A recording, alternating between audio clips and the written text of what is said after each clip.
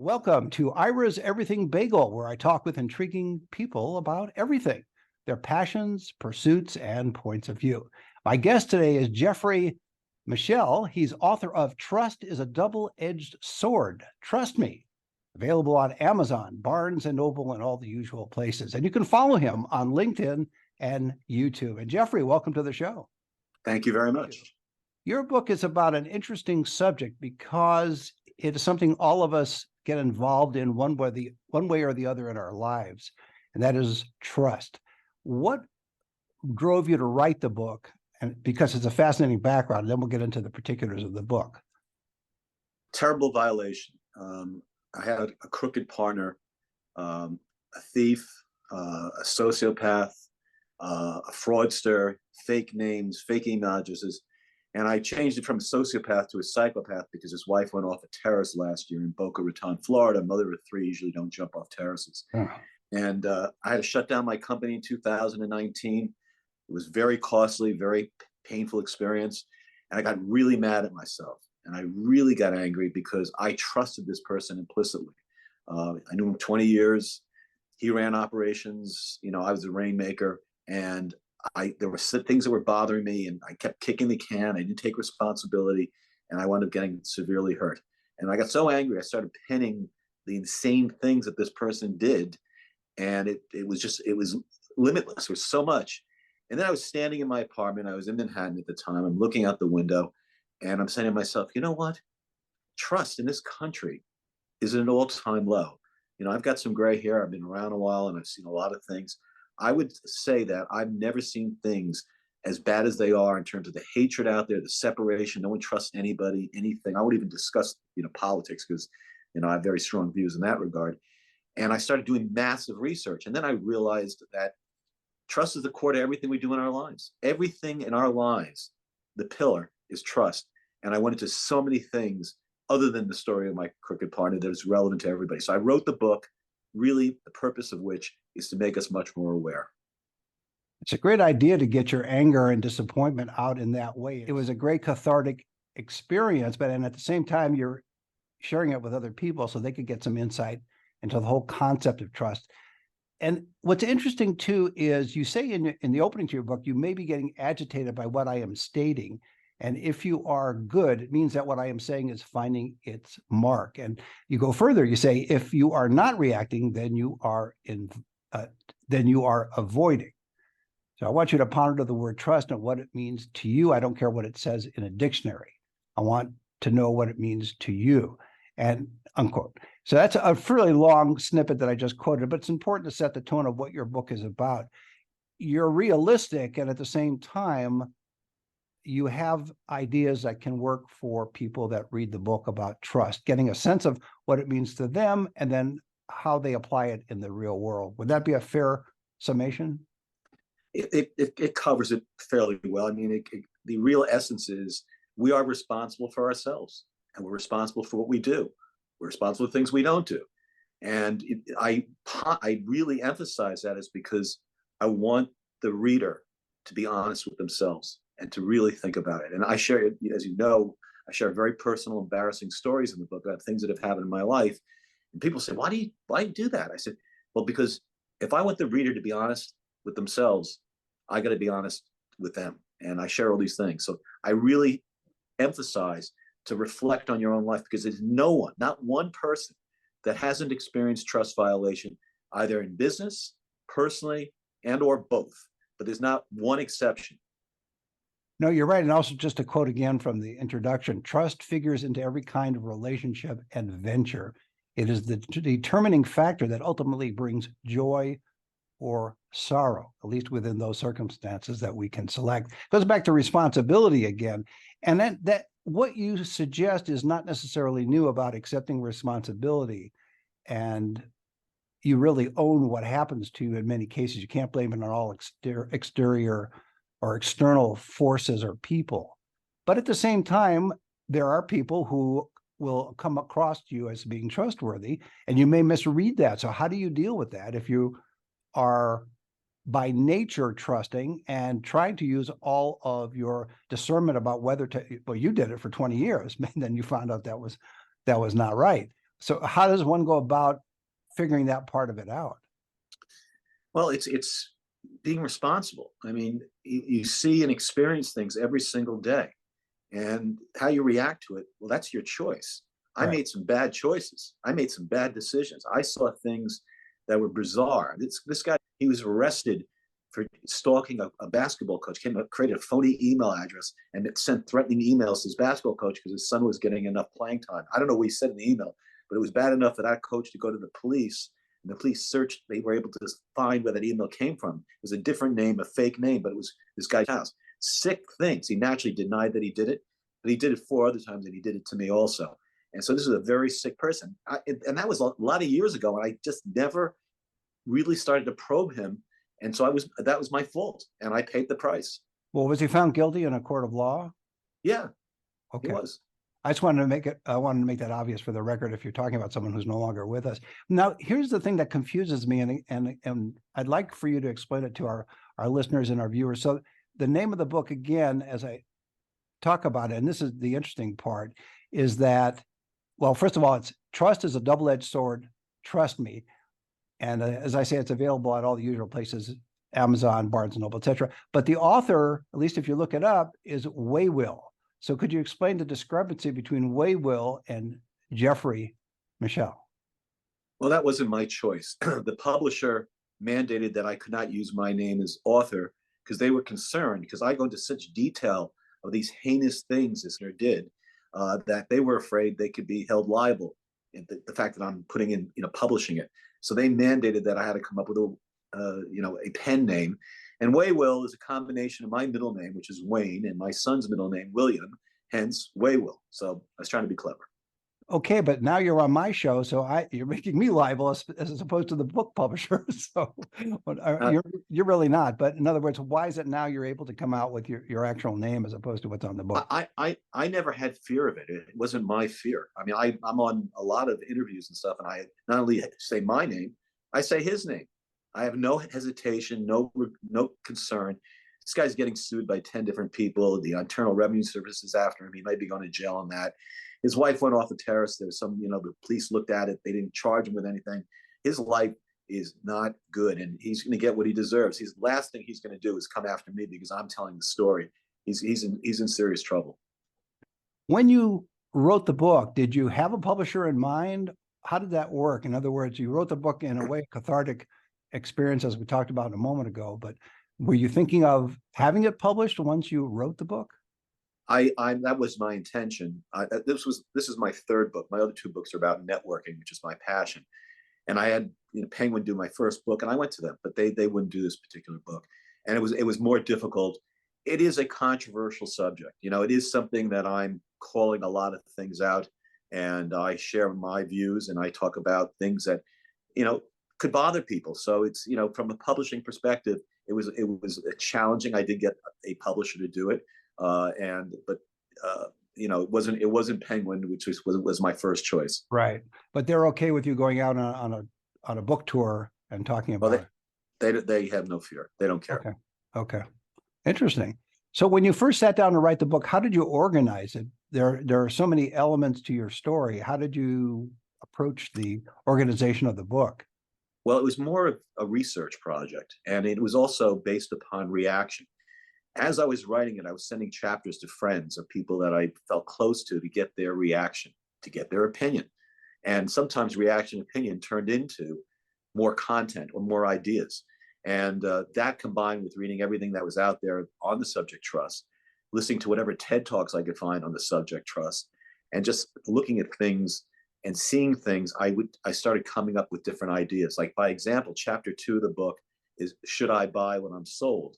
And it talks about all these products that are marketed to us with fallacious representations. And there's not a shortage of that. It's really quite incredible. In fact, I would tell you and your readers and your listeners, there's an app, YUKA, Yuka. Get it on your phone. If you scan to this app, it enables you to scan products in the drugstore and supermarket. You scan the barcode, and it'll tell you from 1 to 100 if it's good or bad, and it'll tell you what the ingredients are that make it good or bad. So, by example, if you go to any drugstore and all the suntan lotions you see that are in the front, they're all bad. they all have toxic ingredients in them, literally. And it's actually incredible that, this is out there, because there's no regulatory body that is preventing them from selling this product, and it is hazardous. Pretty incredible. You think there would be either Food and Drug Administration or some some agency of government would be regulating what you can put on your skin? You would think. Not even the labeling, or they don't monitor either the labeling or the ingredients either way. Wow. Nope. Okay. Until it gets extreme. There was a suntan lotion a year or so ago that was pulled from the shelves because it was directly related to cancer, and they finally pulled one, but they're all got bad ingredients. Name the app again for us, please. Yuka, Yuka. You'll see it looks like it's a little carrot is their logo. I just wrote it down, so just to have it. Okay, interesting. I want to get back to the issue of responsibility. You just said we are always sold things, and here's an app that can help, which is great. But at the same time, it's hard to be responsible for yourself on all levels because of the sheer, especially now with social media and additional advertising everywhere you go. And so you're bombarded with offers, and you're bombarded with messages, and you're bombarded with advertising images. You could spend the whole day going through things about what you want to buy, either food that would be safe for your family, clothes, cars, etc. So how do you realistically maintain responsibility for yourself when you're overwhelmed with so many offers and images and advertising? Look, it's difficult because, as you say, you're bombarded. We have a tendency to become somewhat consistent in our lives, I believe. We eat typically the things that we eat, and there's things that we just don't eat. And I think that you become, sort of a creature of habits. So the question is, do you have good habits or bad habits? And, True. Yeah, exactly. So, so if you're obese and you're constantly eating fattening food, that's not good for you. It's not healthy. You're putting yourself in harm's way, but that's, your responsibility. But, Jeffrey, I avoid mostly bad food. However, I am a chocoholic, so that's the one area where I accept responsibility for it. But it's dark chocolate, so it's healthier than milk chocolate. Well, look, and I like cookies, but when I eat cookies, I eat one. Yeah. I have a whole package of cookies, and I'll just eat one. I literally stop. I don't overindulge. And I'm a workout person. I'm in really good shape, so I'm mindful of what I eat and how I take care of myself. My only real vice is I drink wine, and that's something that I really love. But wine can be healthy too in moderation. Now, if you're telling me for one vice, that implies you're drinking a little too much wine, Jeffrey. So at times. Okay, fair enough. I should point out for those of you who are watching who are listening, I should say, that Jeffrey's wearing an old Beach Boys shirt, and I expect for him to any moment start singing "I Get Around." But okay, never mind that. Let's get back to the book. So now you have the book completed. You show it to friends, I assume, and others to give you some feedback on it before you give it to the publisher. Was there any criticism by anybody that said you went a little too far in your condemnation, either of the ex-partner or that some of your recommendations or suggestions or observations were a little over the top?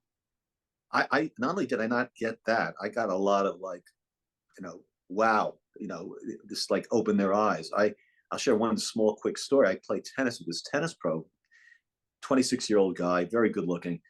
After the third time playing with this particular pro, I said, next time I come, I'm going to bring a copy of my most recent book.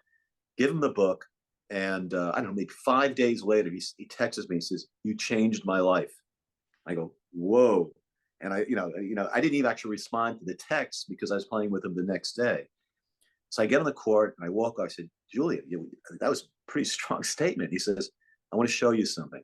He takes his cell phone and he shows me a picture of this beautiful woman that happened to be Russian. Now this is down in Florida, in Miami, so caveat emptor, they say. Russian, a little scary. So she's pressuring him nonstop about getting married, and he's been vacillating.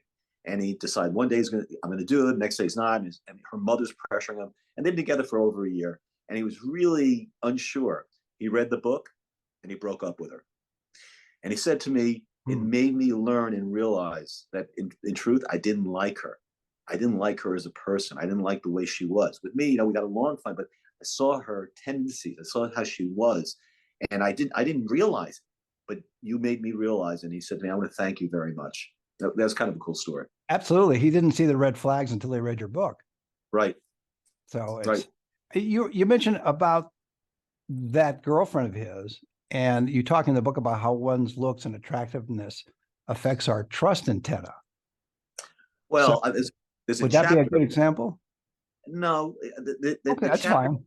But to that, again, we talk about trust. Right. That chapter you're referring to, is title is "Beauty's in the Eye of the Beholder." And the interesting thing about very good-looking people, whether it's male or female, they get better jobs, they get more attention, they get more recognition, they get things more easily because of their physicality. My argument is, how far do you trust your physicality, and how dangerous does that become? When could it go the other way, where it works to your disadvantage? I will tell you unequivocally, here in New York City, CEOs, many of whom I know, will not hire very good looking receptionists. They won't do it. Why? The reason is because of the Me Too movement. One of these very pretty receptionists claims some sort of sexual irresponsibility or harassment. Whether it's true or not, you're guilty by accusation. Literally, it's a terrible thing. So there's where an example that a very attractive receptionist may have difficulty getting a receptionist job. Sure. Well, in my own defense, the reason I referenced that is you mentioned about he broke up with his girlfriend. She was Russian. I made the assumption she was beautiful. That may have influenced his prior commitment until he read your book. That's where I was going. Correct. She was beautiful, and she was really beautiful. So obviously that's an influencing factor. Right. So Jeffrey's suggestion, ladies and gentlemen, is to only date plain people. No, you can. Plain. Yeah, exactly. I think that beauty does play a part in our culture, in the sense that it can obfuscate things that are going on internally with the person, and you don't see it. What was your blind spot with your ex-partner? Well, again, it was a 20-year relationship. So I was with him. He didn't start off as a partner. He grew into it. I had another partner I broke up with in 2007, and he helped me tremendously take control of the company, and he was very attentive. And I also went through the god awful divorce, which I talk about that in the book. There's 2 chapters about marriage and divorce, and that was such a horrible experience. And he was so supportive and caring and helpful to me that I wound up building this implicit trust in him, and I just felt this high degree of comfort that he really cared and did the right things. And I was, candidly remiss, because there were so many things that came up that I saw, and I just didn't address them or outright ignore them. So it was my fault. Again, your own responsibility. Correct. But at the same time, and that's to my point, is that you had a long-term relationship with the person. So naturally, trust being as part of human nature, you're going to trust someone you're with, whether as a business partner or as a mate. You're going to trust that person a lot more than someone you just met, or someone that you have a short-term relationship with. Correct. True. That's absolutely true. So unless there's some major red flags, now I guess that's to the point. What were you noticing any red flags anywhere along the 20-year relationship, or was it just the end? No, I saw, there were things that bothered me. There were things in the way he handled things, or the way he responded, that made me uncomfortable. But again, I kicked the can. Like that story I shared about that basketball coach. I said, "There's no way you would do that. That's insane. Who would do something?" And I asked him, "David, you do it?" "Of course not. I would never do it." And he lied. He did do it, because he did it again differently. And there was just other things he did. So I accepted his answers. And the reality was, there were times I'd accept them, and it bugged me. I moved, I kick the can. How hard is it to, and maybe you are, but how hard is it to remain uncynical when you go through what you went through? Or are you in fact cynical, but at the same time still willing to meet people on their own territory and trust again? How does that work? I'm never going to change from this perspective of trusting. I am a very trusting person. I like being a trusting person. I think it's an attribute, and not a weakness. The difference now is I'm much more aware, and I'm much smarter. And Ronald Reagan said it, and he was referencing the Russians: trust but verify. Right. And that's really what you got to do. And obviously it's subjective to the whatever word specific thing. Uh, I'm just much smarter. And then one other, there's at the end of the book, there's the 10 commandments of trust. The number one commandment is don't go against your gut feelings. Your gut feeling 99% of the time is spot on. It's right. And when you defy your gut feeling, invariably you're making a mistake. Yeah, I find that a lot. That hair on your neck suddenly gets up there when you meet someone, there's an issue, even if they're seem to be beautiful, handsome, intelligent, effervescent. They have all of those elements, but there's something about them that your instinct or that the hair on your back of your neck raises up and says, now better stay away from that. And it's just, you're right. It's the way to do it. Do you do extensive, I know you're not paranoid, but you mentioned about you're more cautious now. You never answered my question about whether you're cynical. We'll get back to that in a second. But do you do some element of research depending on who you're dealing with and for what purpose? So for example, a personal relationship, you may develop a personal relationship with someone or a business relationship with someone. Do you do at least some modicum of research to make sure the old trust but verify, as you mentioned with Ronald Reagan, or do you can't just rely on what they're telling you. You must check things out even with just basic Google searches and things like that. It's subjective. It depends on what it is. I'm a real estate guy, I buy properties, I deal with brokers, so I'm not really doing, analysis of brokers because they're just a middleman to bring me transactions. If I'm getting involved with somebody or someone's going to do something with me, that's a commitment. Whether like an investment, I do a lot of research. I look at them. I look to see who they know that I know. So I'm trying to cross the T's and dot the I's. What about the question about cynicism, though? Do you have it, or you don't, or you have a little bit of it, or not? The word has some flexibility as to what it means. I'm very cynical about what's going on in this country and what we're told, the way things are. I think as I said earlier, we're in a terrible place in this country in so many regards. Here in New York City, we've got 110,000 immigrants that came in, and see them on the street, and they're the people are in trouble. Why do we have so many immigrants coming to this country? I mean, why did he open up the borders and do what he did? It's for self-interest, of course, but it's destroying. It's a real taxing thing, and it makes no sense other than the agenda of the politicians to get more votes. And also, too, it's so odd that in New York, particularly with 9/11, that you would not vet all these people coming across the border. That means, that I don't understand that from a national security perspective. It's not just New York; it's everywhere. I was taking a cab at the airport in Miami last time I was down, and my driver was a Venezuelan gentleman who's been living there for 2006, so quite a while. Nice guy. We're chatting. We started discussing this whole thing with immigrants, and he said in his country, Venezuela, they've let everybody out of the jails. They're bringing them to the border, and they're giving them a cell phone to say walk across the border. So they're releasing everybody from the jails, and these people are coming into our country. Amazing, absolutely amazing. What do you hope to? Let me rephrase it. What are the top 3 things you'd like people to know about your book? And I start off by saying this book's not about me. It is about me, but it's about you. And when I get people to come to me, one person's left me a voicemail saying this is the most important book he's read in his life. When I get feedback from people saying this really opened their eyes, then I did something. For me, I wrote this book to make a difference. I want to help people be much smarter about their lives and be cognizant about stuff they're not thinking about. That's so incredibly vital to our day to day. Because as I said in the beginning, everything that we do, the pillar of it's trust. We just got to be much smarter about it. So if I make a difference and I get responses like that, that's huge compensation to me. There's that bifurcation, though, in terms of trusting individuals and then trusting institutions. As you said, the country's in deep trouble. So you want the ability to trust government. You want the ability to trust people that sell you things, corporations, companies, etc. And yet we've seen evidence of that falling apart over time. Are you optimistic that will change in the next 5-10 years? Well, I'm a little cynical right now. So you are saying, um, okay.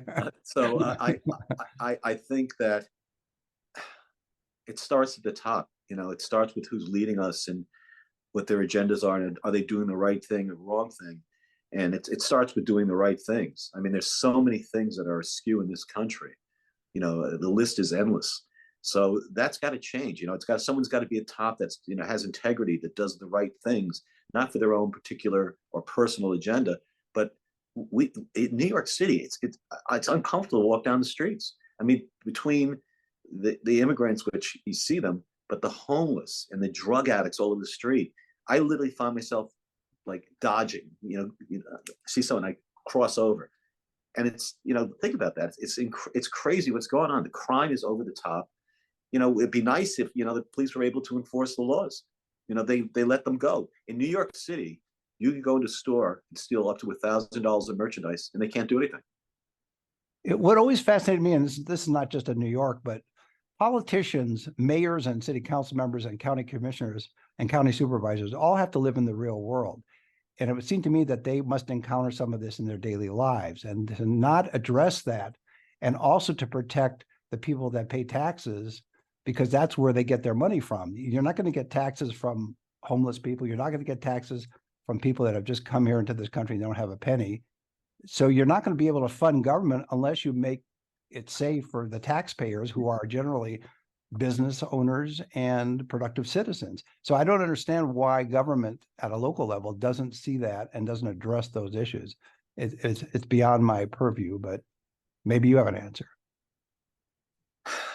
It's sickening. It's outright stupidity.